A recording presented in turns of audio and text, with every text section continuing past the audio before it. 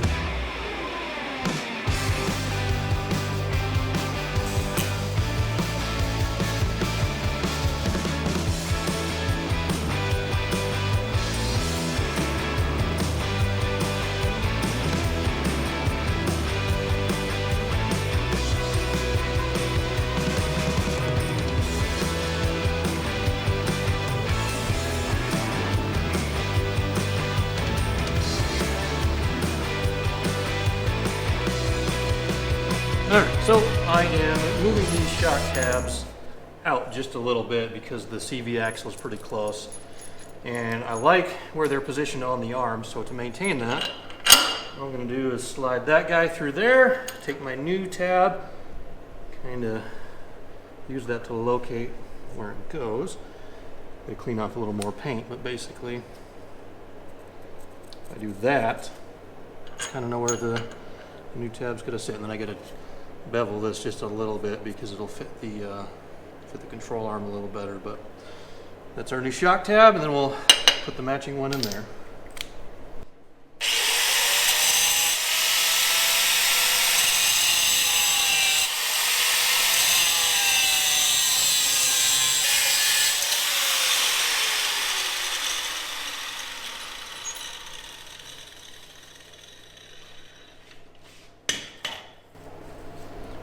Would have known that sparks would catch paper on fire, huh?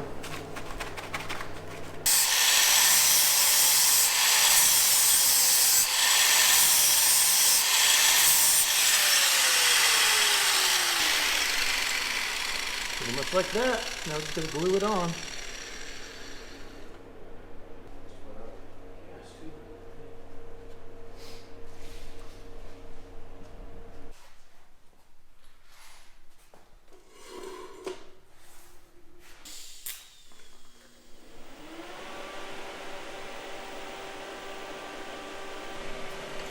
I also changed plan halfway through and I moved this guy inboard by about 1/4 of an inch just because the lower shock mount, or the lower shock, was very, very close to the CV boot. So 1/4 inch in that way and about 1/4 inch out. Small changes, but I think they'll make a difference.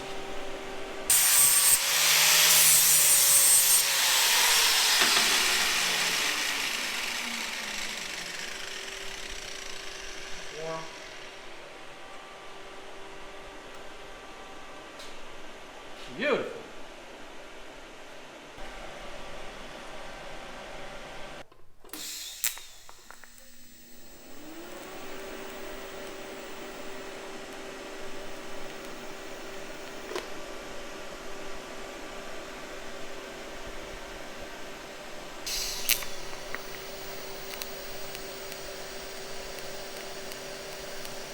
So check out this side, and then if you would go show them the other side, we've got quite a bit more room, especially if you kind of look down from the top. I think, or I hope, we have no more issues with that rubbing. But I've been wrong on more than one occasion. Now, if you saw the last video, you're probably confused about this, but we'll explain in a second.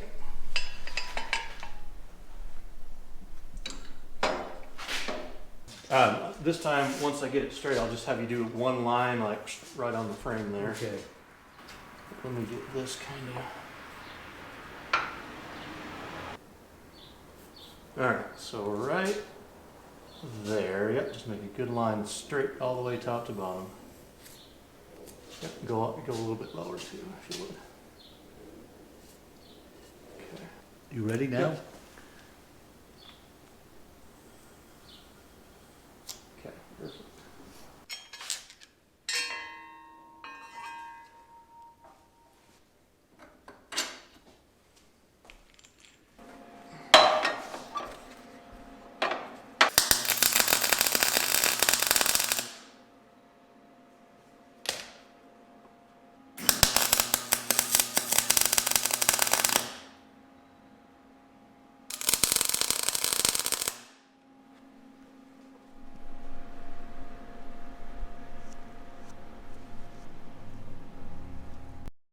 I gotta tell you guys, this whole project has been a bit of an adventure, but now we have one side completely mocked up, tack welded, everything is in its final position, ready for finish welding.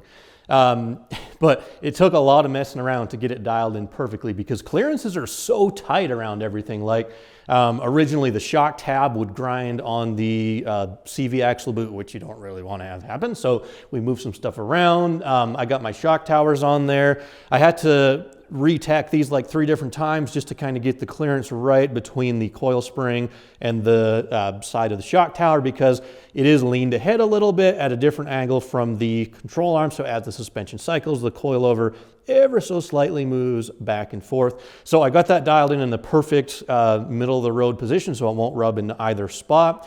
I had tack welded the original, or some new shock tabs on, but then I put them in the wrong spot and they were kind of leaned out a little bit too far. They would bind up on the bearings, so I cut those off and redid them. And now, this is almost perfect. The only problem that we ever potentially could experience is if, which again, it'll probably never happen, if the suspension completely compresses, like let's say I go nuts and try to jump this thing off a sand dune or jump it over, like Dukes of Hazzard style, jump it over something, then possibly the CV boot could rub on the lower shock nut or spring nut, whatever you want to call that right there. But other than that, I've cycled the suspension up and down, left and right, every possible position, and other than full compression, that is never going to hit. So really, really happy with how that turned out, but I do need to explain why I ended up using my own shock brackets instead of the Atomic ones because let me tell you, this has been a learning experience, this whole front suspension build. So if you're going to do this, pay attention because I got some tips and tricks that would have saved me a whole bunch of time. But live and learn, right? So anyway, the atomic brackets were kind of the problem solver for my brackets, because originally, if you remember a week or 2 or 3 ago, I had designed these brackets on SketchUp. I had Send laser cut these for me. And originally I planned on this bracket being like butting right up against the upper control arm mount. The bolt here was going to go through there and kind of all tie together. By the way, that's the nut, so I can get this out and service it no problem. I made sure I have plenty of room there. But anyway, when I had this in my originally designed position, the coil spring was like way hard into the control arm, which would absolutely not work. So I scrapped the idea. I didn't think about using them because Richard from Atomic Fab reached out and he told me he's got a brand new set of adjustable coilover brackets, and he sent me the first set. So thank you so much, Richard. I do appreciate it. But unfortunately, I'm not going to be able to use them because of several different reasons, but mainly it's a compatibility issue between some of the other aftermarket parts that I've installed. The issue is, I guess you could say, the upper mount on the Atomic bracket is just a little bit further out by about 1.5 inches where mine is. So on the same side, mine would be like in here. Now at ride height, which is roughly here, the coil spring is basically going to be touching this part of the control arm here. Now I could grind that away, but at full compression, or not even full compression, as the suspension compresses, this is going to get much closer to the control arm, sorry, the coil spring, and we would have to cut away pretty much all the material that we have here, which would render these pretty much useless. So unfortunately, this and this are not going to work well together, especially considering I had to shorten mine to get the camber in the correct position. So that's kind of where we're at. Now, I did try to fix this problem, and I have probably what I would consider to be the ideal recipe if you guys want to do coilovers on the front of your four-wheel drive. If I could start over from scratch, here is exactly what I would do and save myself a week's worth of work. I would go with the Atomic Fab upper mounts. I would go with a stock upper control arm, and I would go with a stock spindle. Now, as you can see, the stock upper control arm has got a ton of clearance through here, and this is made from like forged steel, I think, forged metal, I don't know. But this is really, really strong and beefy. And to be honest, it's not that much heavier than what we got on there. And it's got a lot more room. Now, you might be asking yourself, well, LT, why don't you just put that control arm on this truck? Which is a great question. I can't because it won't fit. As it turns out, the ball joint is majorly different between the aluminum knuckle and the stock iron one. The aluminum knuckle has a really big taper. The stock ball joint for the iron knuckle is really, really small. So basically, that won't work on that. And I could put my iron knuckles on, but I've already bought these, and I want to use them because they're fairly expensive and they're lightweight. So, in summary, if you're going to try coilovers, do this. Atomic upper brackets, stock upper control arm. Just go with the aluminum, or the stock iron knuckle. You can go with the aftermarket lower control arm, but that's kind of what I would do if I could do it all over again. Save yourself a lot of work.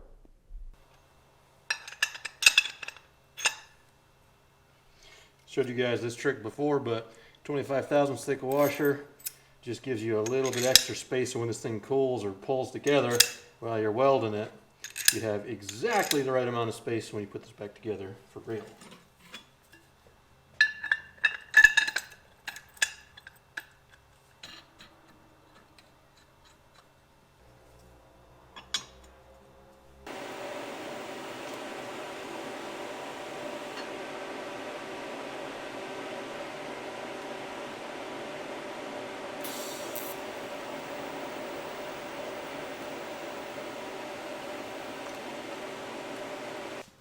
So what do you want it so it's actually touching? Yeah, so just kind of crank down on that. You might put a little weight on it. Okay, so that's touching. You go a little more?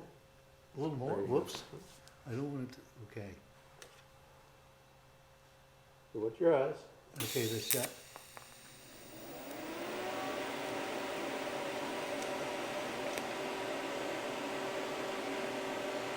Okay. Is it going to stay? Yep. How much did you get done?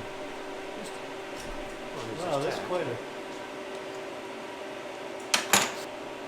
You want to bend that one down? I think this one, because when you did that one, I think this one is already kind of touching. So now I got a good perfect gap. So now I'll go tack, tack, tack, and then just kind of weld it all together.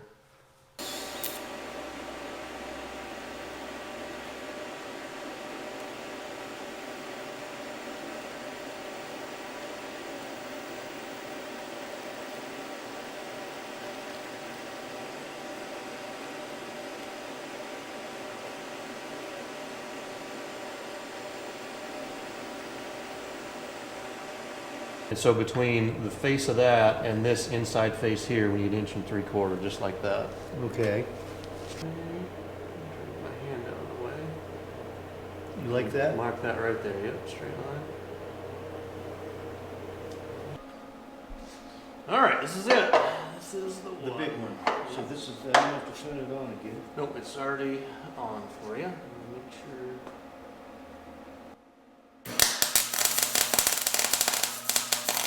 Okay.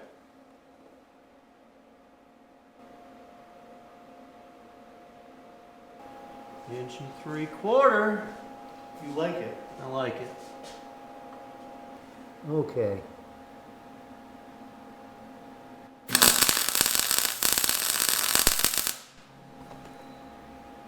Yeah, 2.7. Like maybe 3/4 of an inch crooked Yeah. and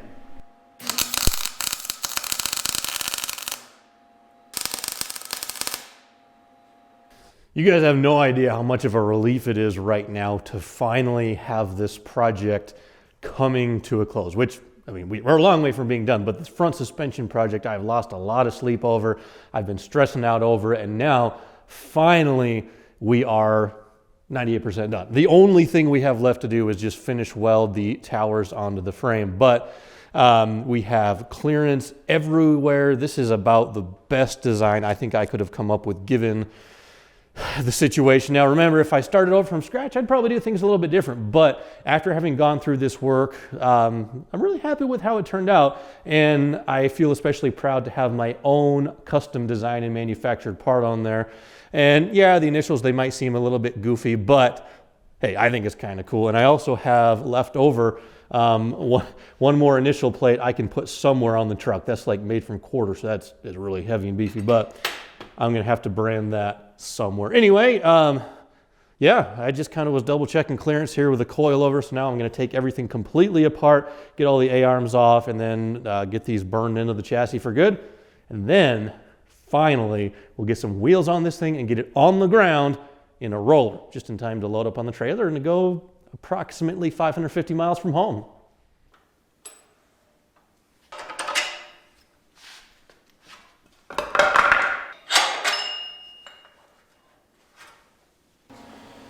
Well, here goes nothing. My least favorite welding process.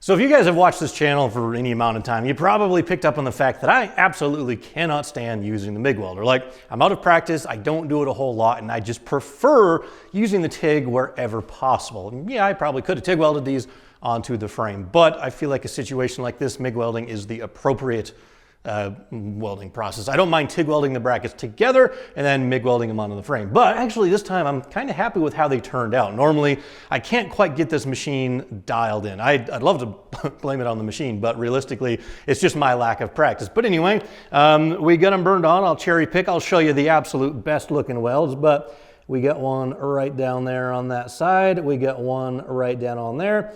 And yeah, definitely not the most skilled MIG welder in the world, but all you can do is do better each and every time you do it. So I'm really happy with that. In terms of strength, I feel like this is the absolute strongest part of the frame. You could probably pick the whole truck up just from this one point right here. This is 1/4 inch brackets. It's got the 3 sides to it. We got the doubler plates welded on there as well. So super beefy. We got both sides fully burned in. So now, you've got my name on it. Now the only thing we got to do is put this front suspension together and get this chassis sitting on the ground after probably 6 to 7 weeks of work.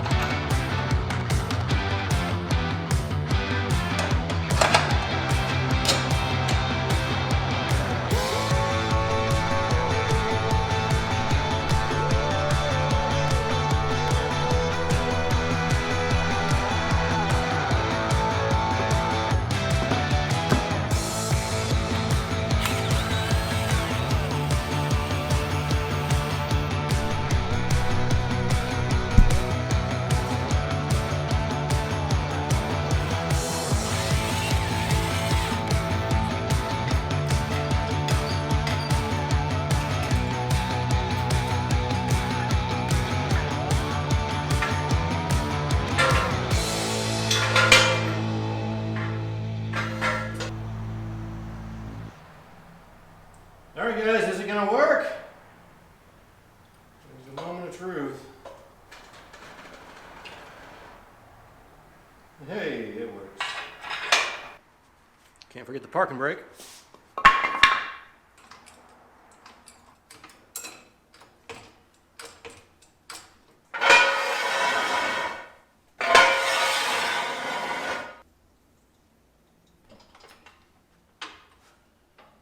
It rolls.